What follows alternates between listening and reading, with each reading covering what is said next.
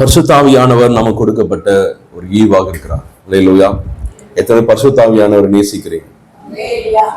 பரிசுத்த ஆவியானவரை நாம் அதிகமாக நேசித்து அவருக்காக வாழ நாம் கற்றுக்கொள்ள வேண்டும். பரிசுத்த ஆவியானவர் உலகத்துல நம்ம ரொம்ப மிகவும் அக்கறை உள்ள, நம்மை நேசிக்கிற ஒரே ஒருவர் யாருன்னா பரிசுத்த ஆவியானவர். அல்லேலூயா. பரிசுத்த ஆவியானவருக்கு நம்ம மேல இருக்கிற ஒரே ஒரு எதிர்பார்ப்பு என்னன்னா, நம்ம எல்லாரும் கர்த்தருடைய சித்தத்தை செய்து இந்த உலகத்துல கர்த்தருக்கு சாட்சியாக, அவருக்கு மகிமையாக வாழ வேண்டும் என்கிற ஒரே நோக்கத்தோடு தான் ஆவியானவர் நமக்காக கொடுக்கப்பட்டிருக்கிறார். அல்லேலூயா. இப்ப பரிசுத்த ஆவியானுடைய சில தன்மைகளை நாம் பார்க்க போறோம்.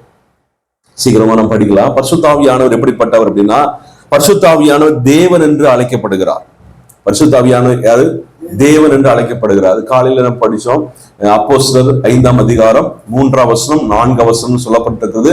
நீங்கள் பரிசுத்த ஆவியின் இடத்துல பொய் சொன்னீர்கள் என்று சொல்லி 3ஆம் வசனத்தை வாசிக்க முடியும். அதை 4ஆம் வசனத்தை வாசிக்கும் போது தேவனிடத்துல பொய் சொன்னீர்கள் என்று சொல்லி, அப்ப பரிசுத்த ஆவியினிடத்துல பொய் சொல்றது ஒண்ணுதான், தேவனிடத்துல பொய் சொல்றது ஒண்ணுதான். அப்ப பரிசுத்த ஆவியானவர் தேவன் என்று அழைக்கப்படுகிறார். அல்லேலூயா. இரண்டாவது, பரிசுத்த ஆவியானவரானது தேவனுடைய ஆவி என்று அழைக்கப்படுகிறார். அல்லேலூயா. ஆதியாகமம் 1ஆம் அதிகாரம் 2ஆம் வசனம் சொல்லுகிறது, ஆதியிலே அந்த வார்த்தை அந்த அந்த தேவன் உலகத்தை படைக்கும் போது உலகமானது ஒழுங்கின்மையும் வெறுமையும் இருந்தது. தேவ ஆவியானவர் ஜலத்தின் மேல அசைவாடி கொண்டது. அப்ப ஆவியானவருக்கு இன்னொரு பேர் என்னது? தேவனுடைய ஆவியானவர். இப்ப தேவ ஆவியானவர் அல்லது தேவனுடைய ஆவியானவர் அப்படின்னா, அப்ப ஆவியான பேர் என்ன? தேவனுடைய ஆவின் என்று சொல்லி ஒரு பேர் உண்டு. அல்லேலூயா. அப்ப பரிசுத்த ஆவியானவர் தேவன் என்று அழைக்கப்படுகிறார். அவர் கடவுளாகவே இருக்கிறார். வசன பாச படிக்கலாம். அப்போஸ்தலர் 28ஆம் அதிகாரம் 25 முதல். அப்போஸ்தலர் 28, 25 முதல்.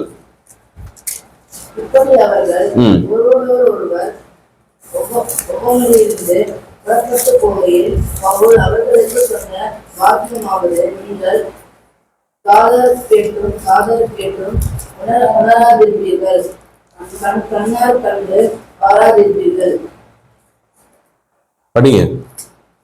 இவர்கள் கண்களினாலும் காணாமலும் காதுகளினால் கேளாமலும் இருதயத்தினால் உணர்ந்து புலப்படாமலும் நான் இவர்களை ஆரோக்கியமாக்காமலும் இருக்கும்படிக்கு இந்த ஜனத்தின் இருதயம் கொடுந்திருக்கிறது.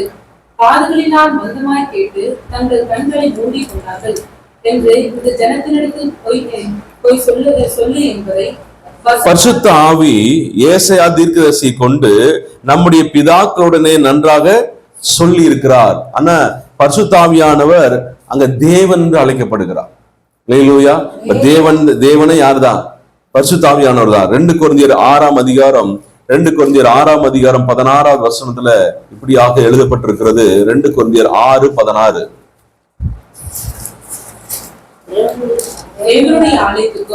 தேவனுடைய ஆலயத்துக்கும் விக்கிரத்துக்கும் சம்பந்தம் ஏது? நான் அவர்களுக்குள்ளே வாசம் பண்ணி அவர்களுக்குள்ளே உலாவி அவர்கள் தேவனாயிருப்பேன், அவர்கள் என் ஜனமாயிருப்பார் என்று தேவன் சொன்னபடி நீங்கள் ஜீவனுள்ள தேவனுடைய ஆலயம். அப்ப தேவனுடைய ஆலயம் என்று சொன்னால் ஏற்கனவே நம்ம வாசிக்கிறோம், பரிசுத்த ஆவியானுடைய ஆலயமா நம்ம இருக்கிறோம். அப்ப பரிசுத்த ஆவியானவர் ஒண்ணுதான், தேவனும் ஒண்ணுதான். அப்ப பரிசுத்த ஆவியானவர் தேவன் என்றே அழைக்கப்படுகிறார். இப்ப பரிசுத்த ஆவியின் ஆலயமா இருக்கிறோம் என்று நம்ம 1 கொரிந்தியர் வாசிக்க முடியும். இதே 2 கொரிந்தியர் வாசிக்கிறோம், இது தேவனுடைய ஆலயமா இருக்கிறது. அப்ப பரிசுத்த ஆவியானவர் தேவனுக்கு ஒப்பாக அல்லது தேவனாகவே இருக்கிறார். அல்லேலூயா. அப்ப பரிசுத்த ஆவியானவர் எல்லாவற்றிலும் தேவனுக்கு ஒப்பாகவே நம்முடைய வேதத்துல விவரிக்கப்பட்டிருக்கிறார். மத்தேயு 3ஆம் அதிகாரம் 16ஆவது வசனம். மத்தேயு 3:16. மத்தேயு எழுதின சுவிசேஷம் 3ஆம் அதிகாரம் 16ஆவது வசனம். பெற்று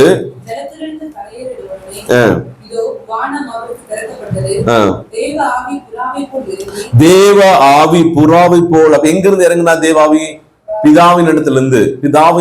அது பிதாவாகவே அவர் தேவ ஆவியான மூலம் வடிவில புறாவை போல இறங்கி தம்மேல் வருகிறதை கண்டார். அல்லேலூயா. இப்ப வானத்திலிருந்து சத்தம் உண்டாகி இவர் என்னுடைய நேசகுமாரன், இவர்கள் எப்படி இருக்கிற பிரியமா இருக்கிறேன் என்று சொன்ன. அப்ப தேவன், பரிசுத்த ஆவியானவர் தேவனுக்கு சமமாக இங்கே எழுதப்பட்டிருக்கிறார்.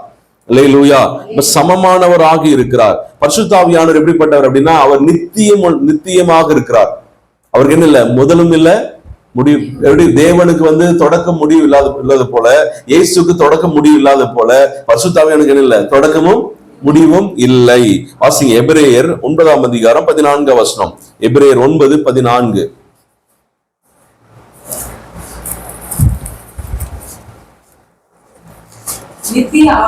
நித்திய ஆவி. அது என்ன ஆவி? அப்ப நித்தியம் என்னது? முடிவில்லைன்னு அர்த்தம். முடிவில்லாத. அப்ப ஆவியானவருக்கு என்ன இல்லை, எந்த வித முடிவும் இல்லாதவராக இருக்கிறார். இரண்டாவது ஆவியானவர் எப்படிப்பட்டவர்னா, அவர் செல்ஃப் எக்ஸிஸ்டன்ட். அப்படின்னா அவர் அவர் தன்னிலே தானே ஜீவனுடையவராக இருக்கிறார். வாசிங்க 8ஆம் அதிகாரம், ரோமர் 8ஆம் அதிகாரம் 2ஆம் வசனம். ரோமர் 8:2. தேவனுடைய ஆவி, தேவனுடைய ஆவியின் பிரமாணம் என்னை பாவம் மரணம் என்கிற பிரமாணத்திலிருந்து விடுதலையாக்கிற்றே.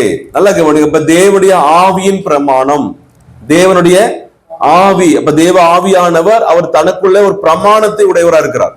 தனக்குள்ளே என்ன இருக்கு சொல்லுங்க? ஒரு பிரமாணம். அவருக்குள்ள அவர் எப்படி இயேசு கிறிஸ்துவுக்கு தன்னில் தானே ஜீவனுடையவரா இருக்கிறது போல, பிதாவானவர் தன்னில் தானே ஜீவனுடையவரா இருக்கிறது போல, இப்ப நம்மள தன்னில் தானே ஜீவன் இல்ல, நம்மள என்ன செய்யறோம்? மற்றவர்களை சார்ந்து இருக்கிறோம். அல்ல சொல்லுங்க. நம்ம மற்ற தேவனை சார்ந்து இருக்கிறோம். உலகத்தில் இருக்கிற சரீரமானது தன்னைத்தானே போஷிக்குமா? அப்ப வேற எதையும் என்ன செய்யுது? சார்ந்து இருக்கிறது. இப்ப இந்த கீபோர்டு எடுத்துட்டீங்கன்னா, அந்த கீபோர்டுக்கு தண்ணில் தானே ஜீவன் கிடையாது. இப்ப வெளியிருந்து என்ன செய்யணும்? கரண்ட் கொடுக்கணும், பவர் கொடுக்கணும். அந்த பவர் இருந்தா தான் செயல்பட முடியும். அதே போல நமக்கு வெளியிருந்து ஆகாரம் உள்ள போனா தான் நம்ம உயிரோடு கூட இருக்க முடியும். ஆனா பிதாவானவர் அப்படி கிடையாது. பிதாவானவர் தண்ணில் தானே ஜீவனுடையவரா இருக்கிறார். அவர் யாரு என்ன செய்யல? சார்ந்து இருக்கல. இயேசு கிறிஸ்து சொல்றாரு, நான் தன்னில் தானே ஜீவனுடையவனா இருக்கிறேன்னு இயேசு சொல்லுகிறார். அதே போல ஆவியானவரும் தன்னில் தானே ஜீவனுடையவராய் இருக்கிறார். அல்லேலூயா. அப்ப யாரையும் அவர் என்ன செய்யல? சார்ந்திருக்கவில்லை. அல்லேலூயா. இன்னொரு வசனம் வாசிக்கிறோம், ஆவியானவர் எங்கும் நிறைந்தவராய் இருக்கிறார். எங்கும் நிறைந்தவராய் இருக்கிறார். சங்கீதம் 139 7 8 வசனங்கள். சங்கீதம் 139 7 8.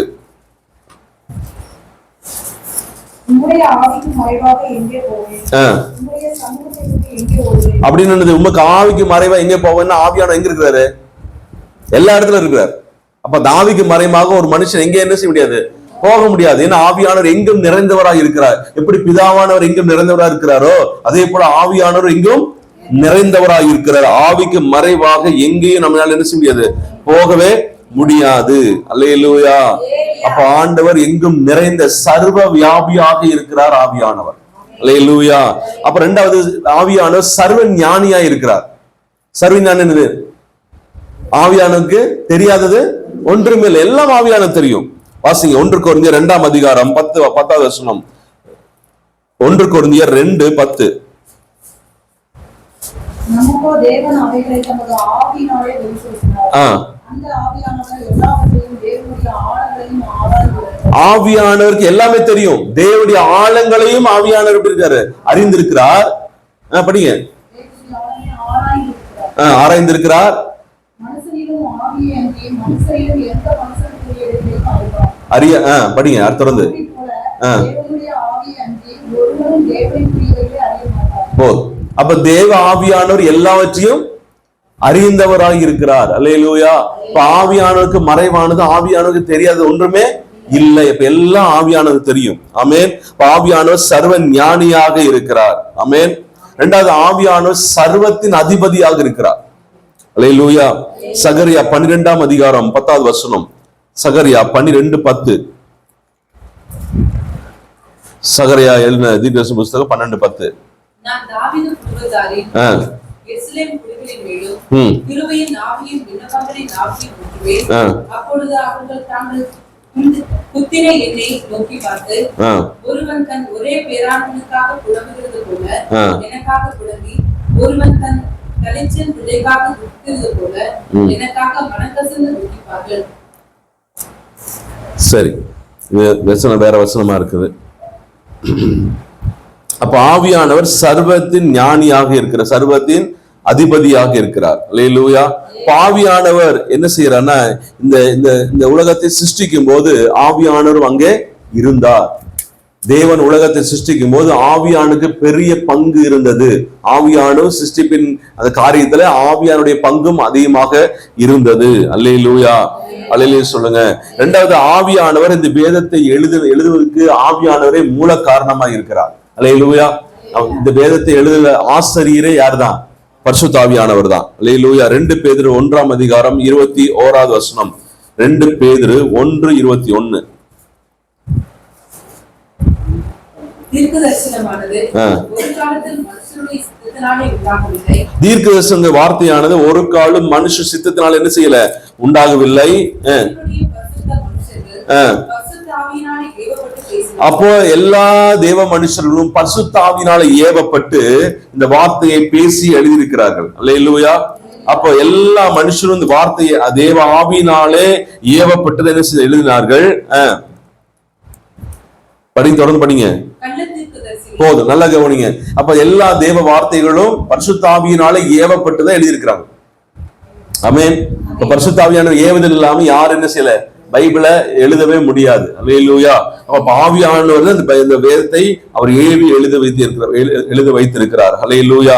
இரண்டாவது, தேவனுடைய மகிமையை புரிந்து கொள்வதற்கு, அறிந்து கொள்வதற்கு பரிசுத்த ஆவியானவர் மிகவும் உதவியாக இருக்கிறார். அவர் நமக்கு உதவி செய்ய, தேவனுடைய மகிமை எப்படிப்பட்டது, தேவன் யார், தேவனுடைய காரியம் என்ன என்று சொல்லி ஆவியானவர் நமக்கு அதை வெளிக்கொண்டு வருவதாக இருக்கிறார். வாசிங்க 2 கொரிந்தியர் 4:4. 2 கொரிந்தியர் 4:4.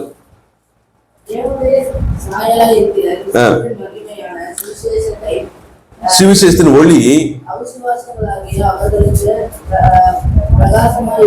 இராதபடிக்கு போது. நல்லா கவனி. ஆனா நமக்கு ஆவியானவர் அந்த சுவிசேஷத்தின் ஒளியை, கிறிஸ்துவின் மகிமையான சுவிசேஷத்தை நமக்கு ஆண்டு வெளிப்படுத்தியிருக்கிறார். அல்லேலூயா சொல்லுங்க.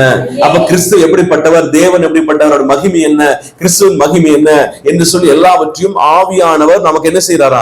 நமக்கு வெளிப்படுத்தி இருக்கிறார். அல்லேலூயா, அல்லேலூயா சொல்லுங்க. இரண்டாவது, ஆவியான இன்னொரு பெரிய உதவி என்னன்னா, கிறிஸ்துவை அல்லது இயேசு கிறிஸ்துவை நோக்கி கூப்பிடுவதற்கு ஆவியானவர் நமக்கு உதவி செய்கிறார். வாசிங்க 1 கொரிந்தியர் 12:13. 1 கொரிந்தியர் 12:13.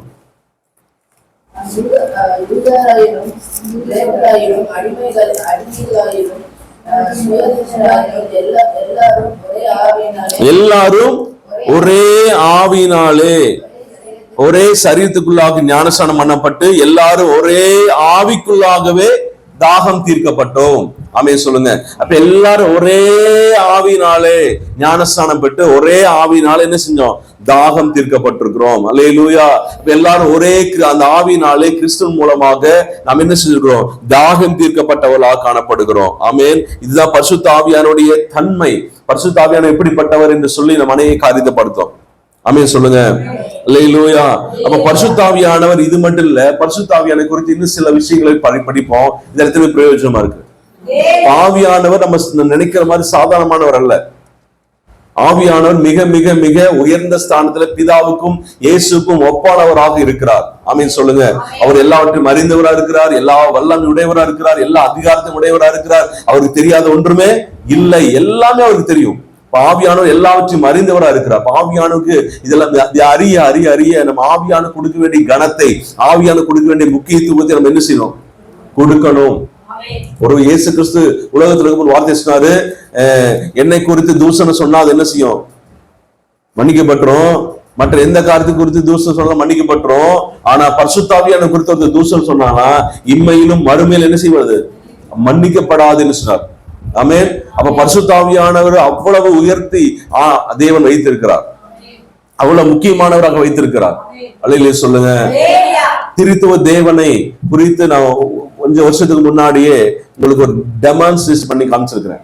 திரித்துவ தேவன் எப்படிப்பட்டவராக இருக்கிறார், அதனுடைய காரியம் என்ன என்று சொல்லி. எத்தனை ஞாபகம் இருக்கு தெரியல. 2 மெழுகுவர்த்தி வச்சு காமிச்சேன். எத்தனை ஞாபகம் இருக்கு?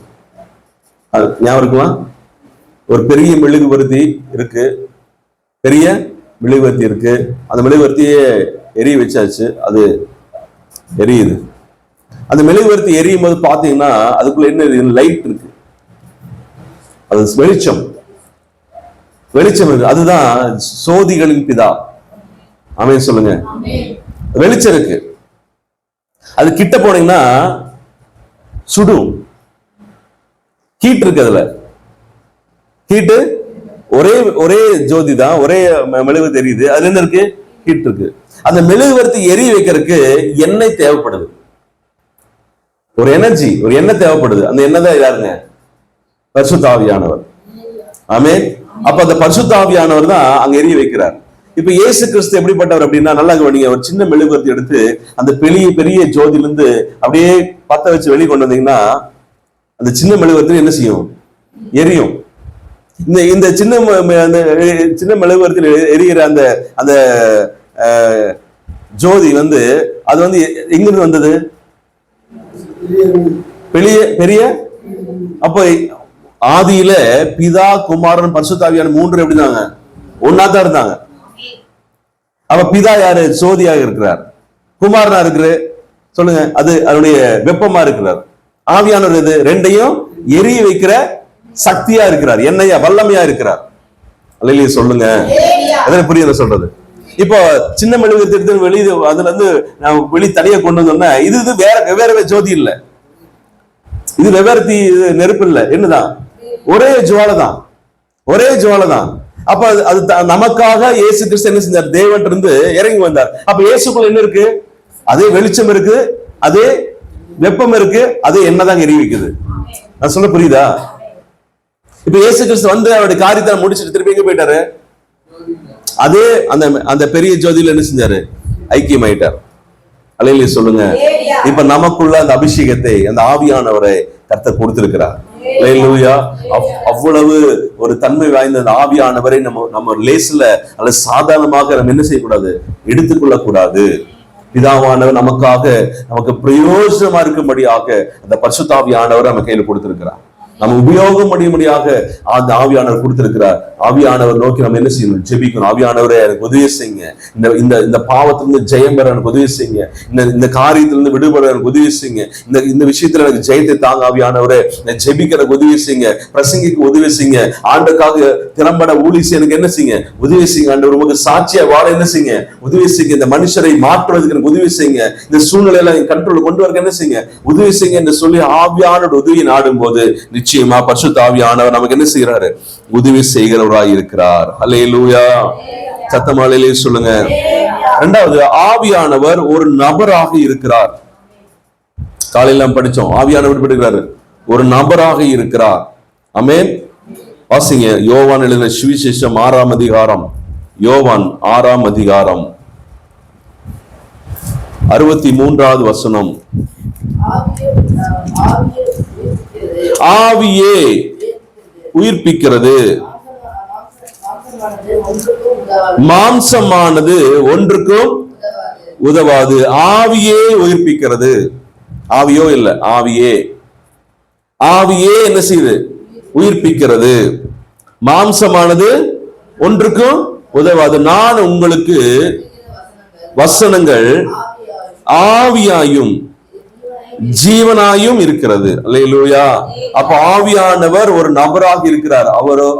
அவர் என்னன்னா, காலையில் சொன்னது போல அவர் ஏதோ வல்லமை மட்டும் இல்ல, ஏதோ சக்தி மட்டும் இல்ல, ஏதோ ஒரு காரியத்தை மட்டும் இல்ல, ஆவியானவர் ஒரு நபராக இருக்கிறார். ஆவியானவர் ஜீவனுடையவரா இருக்கிறார். ஆவியானவர் நம்ம என்ன செய்யறாராம்? உயிர்ப்பிக்கிறார். அல்லேலூயா. அல்லேலூயா சொல்லுங்க. இரண்டாவது, ஆவியானவர் பேசுகிறது. ஆவியானவரா இருக்கிறார். ஆவியானவர் என்ன செய்வாருங்க? பேசுவார். எத்தனை பேரோட ஆவியானவர் பேசி இருக்கிறார்? ஆவியானவர் சத்தத்தை கேட்க ஒரு தேவ பிள்ளை என்ன செய்யணும்? ரொம்ப ஜாக்கிரதையா பழகிக்கணும். அது சும்மா அப்படியே ஆவியான சத்தத்தை கேட்காம வாழவே கூடாது. ஆவியான சத்தத்தை எங்க இருந்து கேட்கணும்? உள்ள இருந்து கேட்கணும்.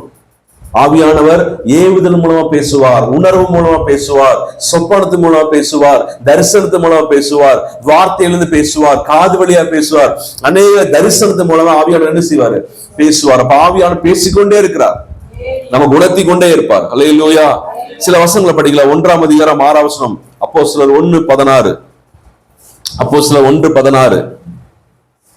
சகோதரரே, இயேசுவை பிடித்தவர்களுக்கு வழிகாட்டினை யூதாசை கொடுத்து, பரிசுத்த ஆவி தாவீதின் வாக்கினால் முன்சொன்ன வேதவாக்கியம், பரிசுத்த ஆவி தாவீதின் வாக்கினால் முன் சொன்ன. அப்ப பரிசுத்த ஆவியானவர் என்ன செய்யறாரு? பேசுகிறார். தாவீதினுடைய வாக்கின் மூலமாக யார் பேசுறது? பரிசுத்த ஆவியானவர் என்ன செய்யறாரு? பேசுவார். ஆமென். அப்போஸ்தலர் 8ஆம் அதிகாரம் 29ஆம் வசனம். அப்போஸ்தலர் 8:29. ஆவியானவர் நீ போ, அந்த ரதத்துடனே சேர்ந்து கொள் என்று பிலிப்புடனே சொன்னார். போது ஆவியான சொல்றாரு, நீ போய் அந்த ரதத்துடன் என்ன செய், சேர்ந்து கொள் என்று ஆவியான பிலிப்போட என்ன செய்றாரு, பேசுகிறார், பேசினார். ஆமென் சொல்லுங்க. அப்ப ஆவியானவர் என்ன செய்கிறார், பேசுகிறார். அதே 10ஆம் அதிகாரம் 19ஆம் வசனம். 10:19. பேதுரு அந்த தரிசனத்தை குறித்து சிந்தனை பண்ணிக் கொண்டிருக்கையில் ஆவியானவர் இதோ மூன்று மனுஷர் உன்னை தேடுகிறார்கள். போது ஆவியானவர் யாரோட பேசுறாரு, பேதுருவோட பேசுறாரு. ஆவியானவர் சொல்றாரு, இதோ மூன்று மனுஷர் என்ன செய்யறாங்க, உன்னை தேடுகிறார்கள், நீ எழுந்து ஒன்றுக்கு சந்தேகப்படாமல் அவர்களுடன் என்ன செய், கூட போ, நானே அவர்களை அனுப்பினேன் என்று அவனுக்கு ஆவியானவர் வார்த்தையினால என்ன செய்யறாரு, பேசுகிறார். அப்ப ஆவியானவர் பேசுகிற ஆவியானவரா இருக்கிறார். ஆமென். அதே 11ஆம் அதிகாரம் 12ஆவது வசனம். 12.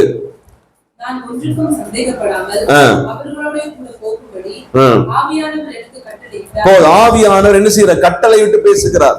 அப்ப அவங்களோட என்ன செய், சந்தேகப்படாம பயப்படாம என்ன செய், நீ போ என்று சொல்லி ஆவியானவர் என்ன செய்யறாரு, கட்டளை விட்டு பேசுகிறார். 13ஆம் அதிகாரம் 2ஆம் வசனம்.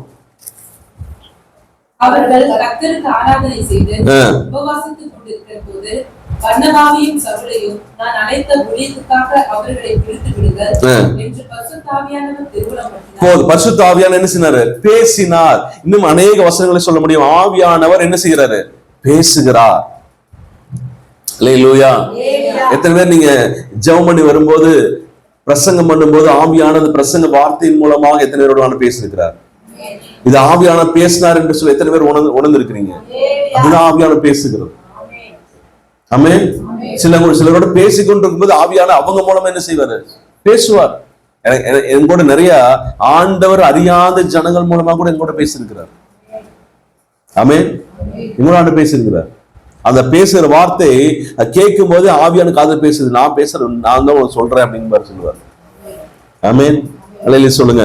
அப்ப ஆவியானவர் நம்மோட என்ன செய்யறாரு, பேசுகிறவர். அல்லேலூயா. அல்லேலூயா சொல்லுங்க. இரண்டாவது ஆவியானவர் நமக்கு சாட்சி இருக்கிறவரா இருக்கிறார், சாட்சி சொல்லுகிறவரா இருக்கிறார். ஆமென்.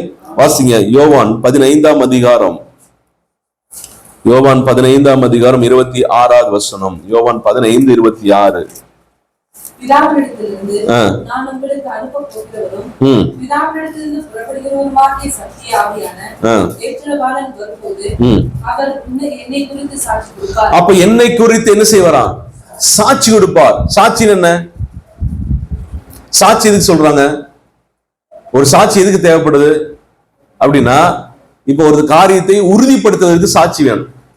அப்படிதானே, 2 சாட்சி 3 சாட்சி வேணும். அப்படிதானே, ஒரு காரியத்தை உறுதிப்படுத்துவதற்கு. இப்ப ஆண்டவர் நம்மோடு கூட சில வார்த்தையை பேசியிருக்கலாம், இயேசு கிறிஸ்து பேசியிருக்கலாம், வார்த்தை பேசியிருக்கலாம். அந்த வார்த்தையை உறுதிப்படுத்துவதற்காக ஆவியானவர் என்ன செய்வாரு, சில சாட்சிகளை தருவார். ஆமீன் சொல்லுங்க. நான் சொல்ல புரியுது சொல்லுங்க. சாட்சி தருவார். அப்ப இயேசு கிறிஸ்துவை குறித்து சாட்சி கொடுக்கிற யாருங்க, ஆவியானவர். அவர் ரட்சிப்பை குறித்து சாட்சி கொடுக்கிற ஒரு ஆவியானவர். அல்லேலூயா. அல்லேலூயா சொல்லுங்க. அப்ப ஆவியானவர் நம்ம எல்லா காரியங்களை குறித்து என்ன செய்வாரு, சாட்சி கொடுப்பார், உறுதிப்படுத்துவார். நமக்கு இன்னும் பலமாக என்ன செய்வாரு, அதை உறுதிப்படுத்தி அதை என்ன செய்வார், நமக்கு காட்டி கொடுப்பார். அல்லேலூயா. இரண்டாவது ஆவியானவர் எல்லாவற்றையும் ஆராய்ந்து எல்லாவற்றையும் என்ன செய்கிறாரு, அவர் எல்லாவற்றையும் ஆராய்ந்து பார்க்கிறவராக இருக்கிறார். அல்லேலூயா. ஆராய்ந்து பார்க்கிறார். மனுஷனுடைய ஆவியை என்று மனுஷனுக்குரிய யார் அறிந்து கொள்ள முடியும். அப்போ மனுஷனுக்குரிய காரியத்தை எல்லாம் ஆவியார் உள்ள வந்துட்டாருன்னா என்ன செய்வார், நம்ம ஸ்கேன் பண்ணிட்டே இருப்பார். நம்ம என்ன சிந்திக்கிறோம் அப்படிங்கிறது ஆவியானுக்கு தெரியும். சொல்லுங்க, எத்தனை பேர் சிந்திக்கிறது ஆவியானுக்கு தெரியுமா தெரியாதா? நீங்க சிந்திக்கிறது ஆவியானுக்கு தெரியும். அல்லேலூயா சொல்லுங்க. ஆராதனை பண்ணும்போது ஆவியானவர் நம்ம என்ன நினைக்கிறோம் முதல் பார்ப்பார். என்ன பாடுறனால பார்க்க மாட்டார். சொல்லுங்க, என்ன பாடுறோம், எப்படி பாடுறோம், ராகத்துல பாடுறோமா, நல்லா பாடுறோமா, அதை அப்படி செய்யறோமா, இப்படி செய்யறோமா, தாளத்துல அதெல்லாம் பார்க்க மாட்டார். கண்ணை மூடி பாடுறோமா, கைதட்டி பாடுறோமா, ஆவியானவர் நம்ம மனசுல என்ன நினைக்கிறோம்னு பார்ப்பார். சொல்லுங்க, என்ன நினைச்சிருக்கோம் நம்ம, சொல்லுங்க. ஏன் நமக்கு ஆசீர்வாதம் இல்லை, ஏன் ஆவியானவர் நம்ம அங்கீகரிக்கல, ஏன் அந்த பிரசனத்தை நம்ம மேல ஆவியான ஊற்றல அப்படின்னா நம்ம சிந்தையெல்லாம் வேற எதையோ காரியத்தை யோசிக்கிறோம். ஆமென் ஆமென் சொல்லுங்க. நம்ம ஆவியானவருக்கு முன்பாக ரொம்ப ரொம்ப நாம் ஜாக்கிரதையா இருக்க வேண்டும். அல்லேலூயா. காலையில படிச்ச எபேசியர் 4:30 பரிசுத்த ஆவியானவர் என்ன செய்யாதுங்க, துக்கப்படுத்தாதிருங்க. அப்ப ஆவியானவருக்கு என்ன செய்வார், துக்கப்படுத்த முடியும், அவர் துக்கம் அடைய முடியும். அப்ப அவர் எப்படி எப்ப துக்கம் அடைவாரு, நம்ம துக்கப்படுத்துகிறது போல நாம் செயல்படும் போது அவர் என்ன செய்யறாரு, துக்கம் அடைகிறார். ஆமென் அல்லேலூயா. அல்லேலூயா சொல்லுங்க. அவருடைய வார்த்தைக்கு நாம் கீழ்ப்படியாத போது துக்கப்படுகிறார், அவருடைய வார்த்தையை மீறி நடக்கும் போது துக்கப்படுகிறார், அவருக்கு மனஸ்தாபம் உண்டாக்குற காரியங்களை செய்யும் போது என்ன செய்யறாரு, துக்கப்படுகிறார். அல்லேலூயா. இரண்டாவது, ஆவியானவர் நம்மை நேசிக்கிறவராக இருக்கிறார், மேல அன்பை கூறுகிறவராக இருக்கிறார். ரோமர் 16 அதிகாரம், ரோமர் 15:30, ரோமர் 15:30. மேலும் சகோதரரே, தேவ சித்தத்தினாலே நான் சந்தோஷத்துடனே உங்களிடத்தில் வந்து உங்களோடு இணைப்பாரும்படியாக யூதாவில் இருக்கிற அவிசுவாசிகளுக்கு நான் தப்புவிக்கும்படிக்கு நான் எருசலேமில் உள்ள பரிசுத்தவான்களுக்கு செய்யப்போகிற தர்ம சகாயம் அவர்களால் அங்கீகரிக்கும்படிக்கும் நீங்கள் தேவனை நோக்கி செல்லும் ஜெபங்களில் நான் போராடுவது போல நீங்களும் என்னோட கூட போராட வேண்டும் என்று. சரி, தேங்க்யூ ஜீசஸ். ஹல்லேலூயா, ஸ்தோத்திரம். அந்த வசனம் இல்ல, வேற வசனம். அப்ப ஆவியானவர் நம்ம மேல எப்படி செய்யறார், அன்பு கூறுகிறவராக இருக்கிறார். ஹல்லேலூயா. நம்ம மேல அன்பு கூர்ந்து நம்மை நேசிக்கிறவர் நம்முடைய ஆவியானவர். ஆமென் ஆமென் சொல்லுங்க. நம்ம மேல அன்பு கூறுகிற ஒரே ஒரு நபர் யாருன்னா ஆவியானவர் தான். ஆமென். மரணம் பரிந்து நம்மை நேசிக்கிறவர் ஒருவர் ஆவியானவராக இருக்கிறார். ஹல்லேலூயா. நம்ம மேல எந்த எதிர்பார்ப்பும் இல்லாமல் ஆவியானவர் நம்ம மேல நினைவாக இருக்கிறார். அல்லேலூயா. இரண்டாவது, ஆவியானுக்கு சிந்தை உண்டு, யோசிப்பார், அவருக்கு சிந்தை உண்டு. ஆமென். 8ஆம் அதிகாரம், அதே ரோமர் 8ஆம் அதிகாரம் 27வது வசனம். ஆவியானவர் தேவனுடைய சித்தத்தின்படியே பரிசுத்தவான்களுக்காக வேண்டுதல் செய்வார். போதும். அப்ப ஆவியானவருக்கு ஒரு மனசு இருக்கு, அதனாலதான் அந்த சித்தத்தின்படி என்ன செய்யறாரு, செயல்படுகிறார். அவருக்கு மனசு இல்லைன்னு என்ன செய்ய மாட்டாரு, செயல்பட மாட்டார். அல்லேலூயா. அப்ப ஆவியானவர் எல்லா காரியத்திலும் அவர் நமக்கு உதவி செய்கிற ஆவியானவராக இருக்கிறார். அல்லேலூயா. ஆமென். ஆவியானவர் சோதிக்கப்படுகிறார். வாசிங்க அப்போஸ்தலர் 5ஆம் அதிகாரம் 9வது வசனம். அப்போஸ்தலர் 5:9.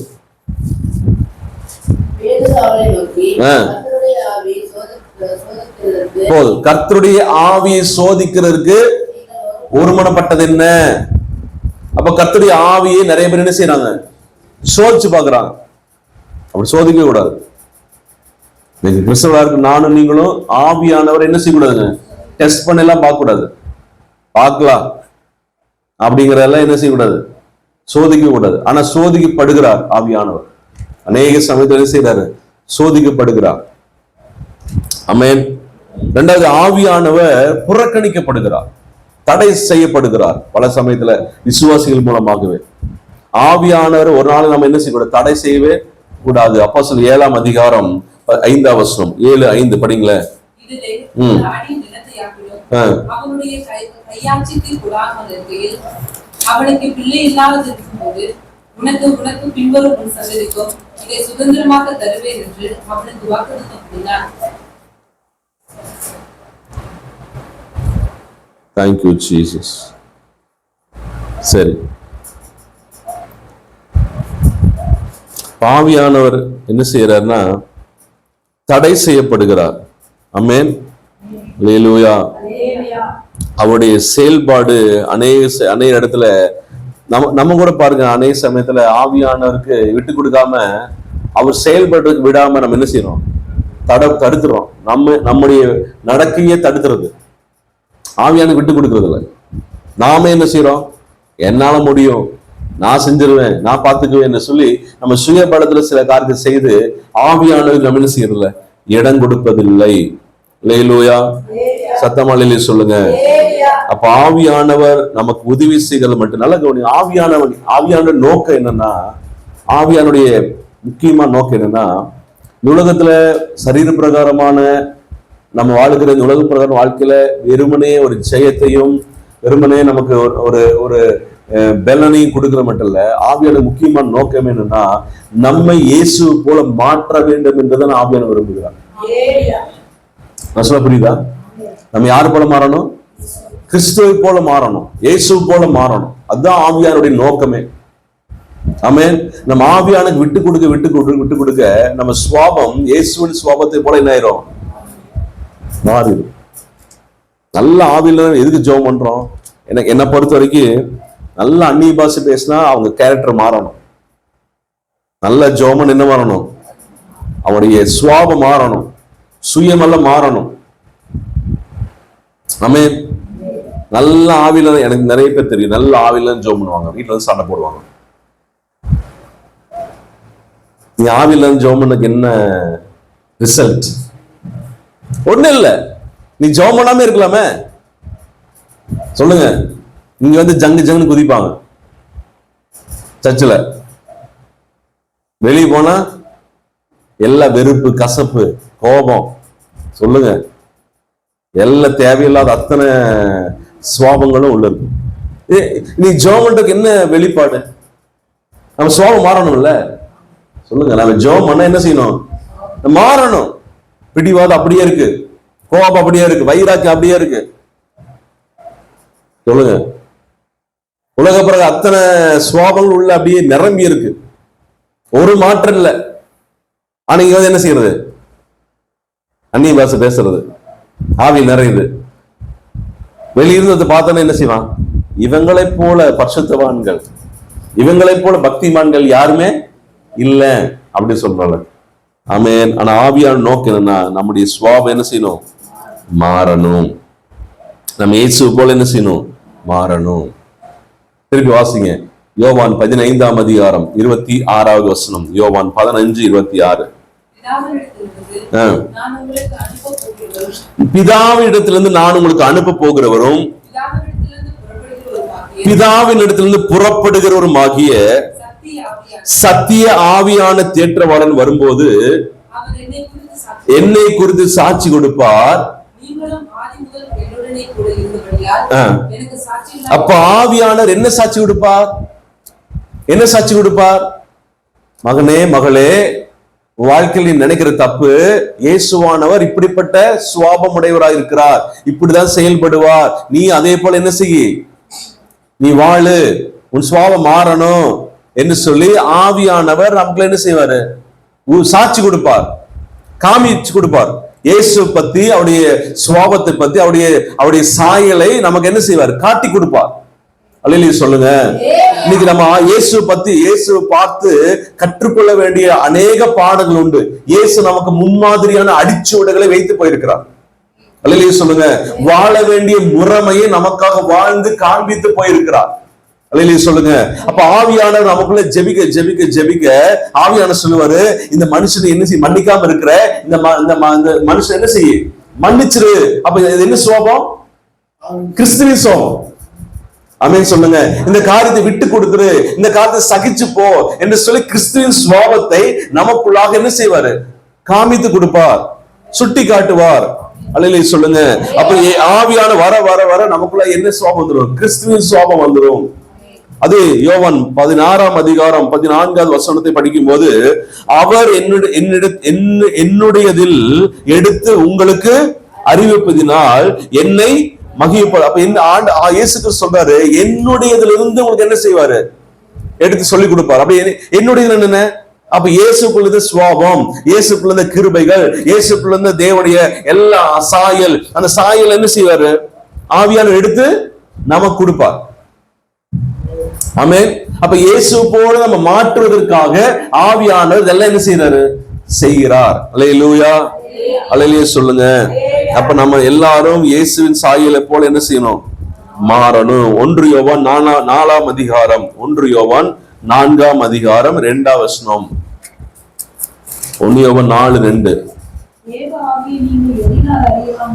தேவ ஆவியை நீங்கள் எதினாலே அறியலாம் என்றால், மாம்சத்தில் வந்த இயேசுவை அறிக்கை பண்ணுகிற எந்த ஆவியும் தேவனால். அறிக்கை பண்றது என்ன? அறிக்கை பண்றதுன்னா என்ன? அறிக்கை பண்றது என்னங்க? சொல்றது. தூய்மையா இருக்கான்னு வச்சுங்க, அவன் எப்படி அறிக்கை பண்ணுவான்?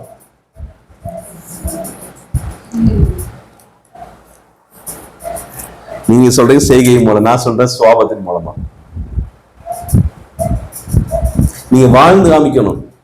நீங்க ஊரோகத்துக்கெல்லாம் வந்து இயேசு நாங்க இயேசு சாட்சி நான் தாங்க அப்படி அறிக்கை பண்ணுவீங்களா?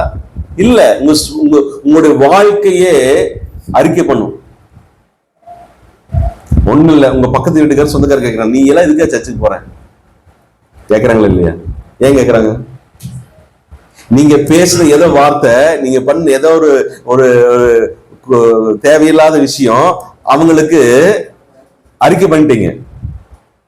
புரியுது சொல்றது? அறிக்கை பண்ணிட்டோம். அதெல்லாம் என்ன செய்யலாம்? இவங்களே சர்ச்சுக்கு போற தகுதியே இல்லைங்க. யார் சொல்றது? குருதேவ் சொல்ற. இவங்கள பைபிள் தூக்குறதுக்கு என்ன இல்ல, அருகதையே இல்லை. சொல்லுங்க. நம்ம நடக்கை அறிக்கை பண்ணுது. நம்ம பேசுற பேச்சு சொல்லாம என்ன செய்யுது? அப்போ ஆவியானவர் நமக்குள்ள இருக்கிறார் அப்படின்னா நம்முடைய அறிக்கையை காட்டி கொடுத்துரும். சொல்லுங்க. நம்ம ஆவியின் சத்தத்தை கேட்டு ஆவியானுடைய வழிநடத்தபடி வாழ்ந்தோம்னா நம்ம பேசுவோமா? தேவையில்லாத பேசுவோமா? தேவையில்ல கருத்து நடக்குமா? ஏன் நடக்க மாட்டேங்கிறோம்? என் ஆவியானவர் என்ன செய்யறாரு? தடை பண்றாரு. என்னை அவர் சாயலா மாத்திட்டு இருக்கிறாரு. கிறிஸ்துவ சாயல மாத்திட்டு இருக்கிறாரு. நான் என்ன செய்ய மாட்டேன்? மற்ற முன்னாடி தேவையில்லாத என்னுடைய சுய சுவாபத்தை என்ன செய்ய மாட்டேன்? நான் அறிக்கை செய்ய மாட்டேன். அல்லேலூயா சொல்லுங்க. எத்தனை புரியுது? நமக்கு வந்து உணர்வு எப்படி இருக்கணும்? ஷார்ப்பா இருக்கணும். ஆவியானவர் நமக்குள்ள வந்து என்ன முதல் என்ன செய்யற அப்படின்னா நம்ம மனசாட்சி ஷார்ப்பாக்குவார். மனசாட்சி என்ன செய்வாரு? சொல்லுங்க. அப்படியே தீட்டுவார். ஏன் மனசாட்சி ஷார்ப்பாக்குறாரு? அதுக்கு முன்னாடி என்ன இருந்துச்சு? மனசாட்சி மழுங்கி போய் கிடக்குது. நல்லா கவனிங்க. முதல் முறையா தப்பு பண்ணும்போது உங்க மனசாட்சி எப்படி குத்து? வாழ்க்கையில உங்க நினைவு தெரிஞ்சு முதல் முறையாக பொய் பேசுறதையோ பொய்யோ அல்லது ஏதோ திருடுறீங்க ஏதோ உங்க மனசு எவ்வளவு அடிச்சுக்கும். யாருக்குமே அப்படி பண்ணது இல்லையா? வந்துச்சா? என்ன பிரதர் உங்க நினைவு? நான் சொல்ல இப்ப இல்ல, நீங்க நினைவு தெரிஞ்ச நாள் முதல் முறையா ஒரு சின்ன தப்பு வச்சுக்க, சின்னதா பெருசோ தப்புனும் போது உங்க மனசாட்சி உங்களுக்கு குத்துமா குத்தாதா? அடிச்சுமா உணர்த்தாதா? எத்தனை அனுபவம் இருக்கு? எனக்குலாம் நிறைய இருக்கு. ஆமென். அப்ப எல்லாத்துக்கும் வருது, அந்த உணர்வு வரும். இப்போ அது திருப்பி திருப்பி நம்ம அந்த தப்பை செய்ய செய்ய செய்ய இப்ப அந்த தப்பை என்ன ஆயிடுச்சு? மனசாட்சி குத்துதா? ஆடாப்போ. ஏன் குத்தி குத்தி நம்ம இதயத்தை கடினப்படுத்தினபடினால பாறை மேல குத்து குத்து என்ன ஆகும்?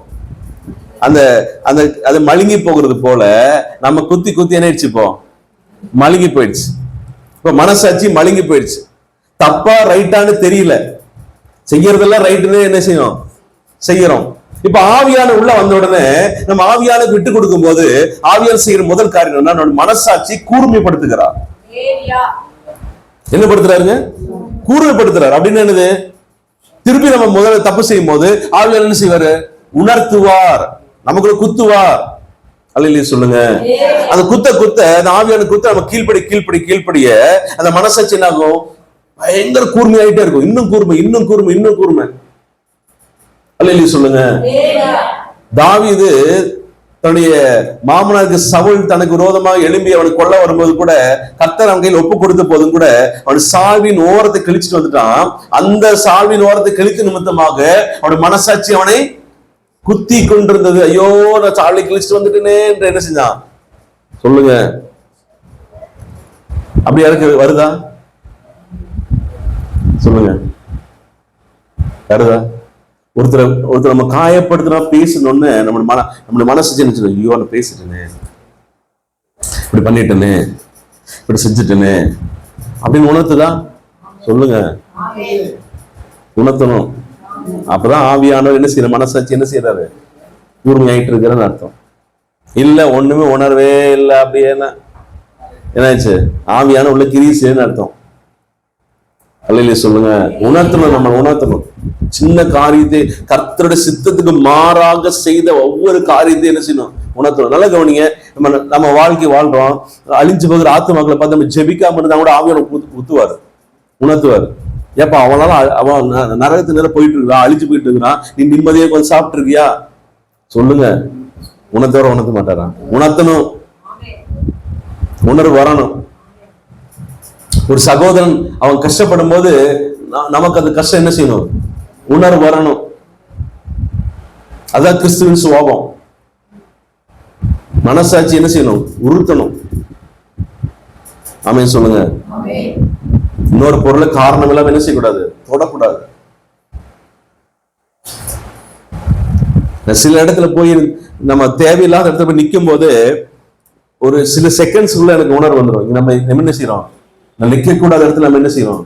நிக்கிறோம். தேவையில்லை. உடனே என்ன செய்வேன்? கடந்து போயிடணும். அது கூட உணர்வு வரணும். ஆமென் சொல்லுங்க. நம்ம அதுதான் அந்த ஆவியானுடைய உணர்வு நமக்கு இருக்கணும். இப்ப அந்த ஆவியானவர் தான் என்ன செய்யறாரு? நமக்கு இந்த மனசாட்சியின் மூலமாக நம்மோட என்ன செய்யறாரு? பேசுகிறார், நம்ம உணர்த்துகிறார், நம்ம கிறிஸ்துவின் சாயலை போல என்ன செய்யறாரு? மாத்துகிறார். இன்னைக்கு நிறைய ஒளிக்க நான் பார்த்திருக்கிறேன். யாருமே இல்லை அது வீட்டுல உட்காந்து என்ன செய்யும்? மணிக்கணக்காக வந்துட்டு இருப்பாங்க.